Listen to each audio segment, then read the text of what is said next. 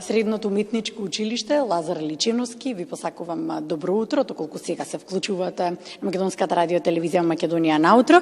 Во ѕидовите кои што имаат традиција од 75 години, една нова и млада надеж, нова генерација имаше можност слободно да се изрази, да ги изрази своите чувства, своето мислење.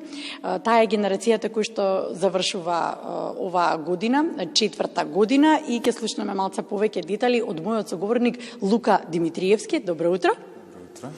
Лука, со оглед на тоа дека ова е ваша прва изложба, изложба во која што буквално можевте слободно вие да се изразите како што сакате, како чувствувате, и кога ви кажа дека слободно можете во своја креација да творите, какво беше чувството? Знаевте конкретно што сакате веднаш?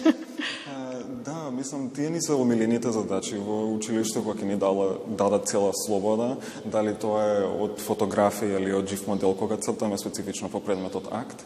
И така, јас знам дека некои луѓе сигурно осеќале многу страф, но јас од моментот кога беше поставена идејата да имаме ваква изложба, знаев конкретно што сакам да нацртам. Што сакавте, да. А страфот што, дека можеби нема да им се допадне на околината?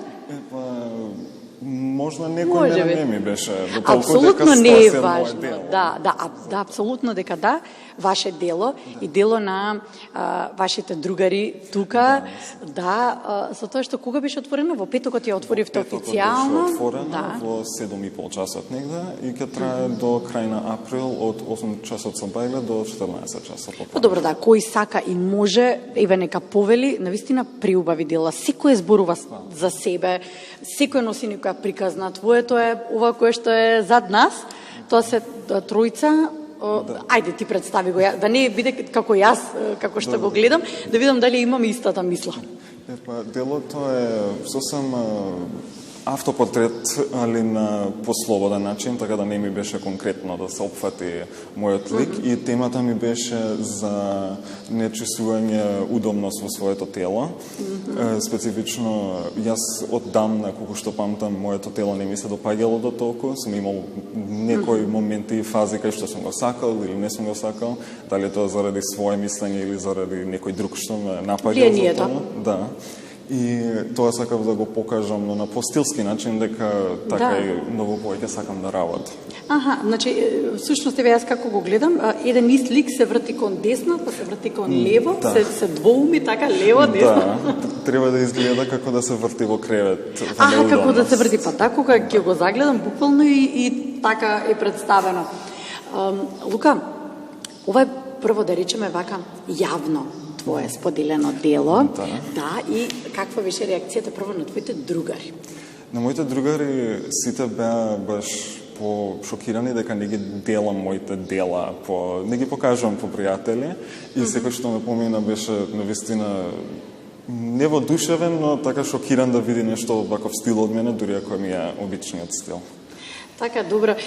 Со оглед на тоа дека гледаме многу дела околу, сите имаат различна приказна, ти се допадна некоја друга приказна, некој друг мотив? Највеќе ми се допадна на мојата пријателка и таа што отворивме заедно изложбата на Јована Петрушевска. Да, и очекуваме да дојде нешто во сообраќај од денеска, гужва има многу, се затаи, да, добро. Низиното дело е на пак папир што е таму во кјошот. Така, ќе се обидеме подоцна да го снимиме и тоа дело. Што представува тоа дело? За низиното не знам конкретно што значеше, но е скоро истата идеја за... Но ти се допаѓа визуелниот приказ. Да, и како е толку темна сликата, многу интересно испадна, и додека го работеше навистина јас бев воодушевен во истото ателје дека работев. Така и сега добро веќе прашањето, како работеше, која е оваа техника, што користеше се? Мојата техника е пастел конкретно, пастел и јаглен. Добро. Зато има така убави бои. Да, затоа сакав да има баш различни бои во темата, ама ми е ова конкретно, мислам дека втор пат работење со пастел, така да имаше тешкоти, али нема нешто што нема. Ти беше добро познатерено, да значи за работа. Да. А добро, колку време е потребно за да се направи едно вакво дело? За секој е многу различно. Мене ми зема секој неколку дена, месец во училиште останував после часови за да го довршам, исто така со Јована, али обично некое вакво дело може и да се заврши за ако се работи секој ден константно, за една недела негде.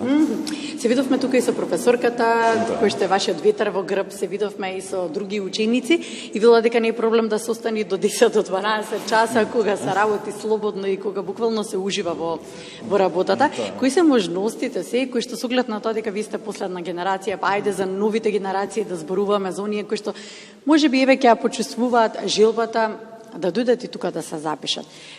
Кои се можностите тука за учење? Можностите се, јас, например, кога се запишав до 2019 година, не знаев како ќе ми биде школувањето, бидејќи многу бев истресиран дали е точната одлука ова.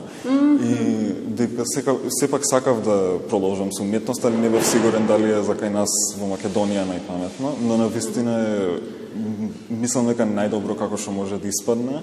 Училиштето навистина верува во секој што црта и најслободно може да се направи во тоа што и порано пред да се деси се со COVID-19 има константно изложби. Сега минатата година имавме, или уствари оваа година, од прва година сликарство мислам дека беа, има отворена изложба околу април-мај негде. И еве ова е следната после тоа, освен за крајната изложба што не е секоја година. И мислам дека е многу интересно и така се гледа стилот на сите како се развива од сите предобри професори што не учат. Нема ништо подобро доколку професорите ве поддржуваат во работата, ви се ветер во грб. Што би сакал понатаму, сега завршуваш, каде се гледаш себе? Па се гледам да продолжам со уметност. Би посакал на мултимедија смел да се запишем, но можно и на графика да одам во друго училиште и така. Ќе уште се думаш тамо. Па за конкретно каде се запишам, но сакам да продолжам со дизајнирање карактери. Да, дефинитивно би продолжил. И на крајот ќе те прашам со оглед на тоа дека многу дела гледаме тука приубави. Не можам да кажам дека некој Јована повели, некој наликува на некое друго, или може да дојдеш од мојата страна, повели тука, кај некој наликува на некое друго, дека секој буквално дури не личени, ниту дека од некаде пресликано. Значи, неверојатни се, колку се креативни. Дали имате своји идоли попатно? Па, идоли познати, јас колкото толку немам. По-конкретно јас сум по тие што се на Инстаграм, што се сами што се креирали нивната платформа. Има еден уметник што се вика flash.png на Инстаграм што се подпишани, што мене ми се најголема инспирација, конкретно за нивниот стил, како се толку слободени, како делата личат како само да им тргаат без мислење. А за традиционалните уметници, памтам кога го учевме на историја и уметност, Албреш Дюрер ми беше многу интересно да видам неговите дела како се поставуваат и така многу по-различно од тој период. Само на кратко ќе искористиме Јована Петрушевска со нас.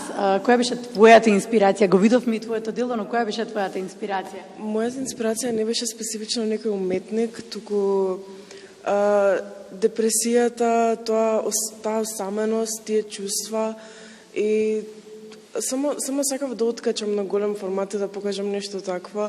Јас не се инспирирам многу од познати уметници или од уметници на Инстаграм или од било каде, туку од поминати искуства и од чувства. Дека тамо највеќе знам што да правам. И какво е чувството кога ќе те ослободат, да можеш слободно да твориш? Преубаво. Преубаво, така? Да. Стварно неверојатно, многу ми беше мило што има вакви искуства. Тоа во средно училиште, мило ми беше да знам колку можам да направам. Ви благодарам многу, Лука, Јована, благодарам, ви посакувам ветер во грб и реализирате ги своите соништа слободно. Фала ви. Се одјавуваме од Средното уметничко училиште. Драго ми беше што имав можност да го видам училиштето кое што има 75 години традиција. Инаку прв пат влегувам тука и навистина е нешто преубаво. Кој има можност, како има можност слободно, нека дојде, нека ја погледне.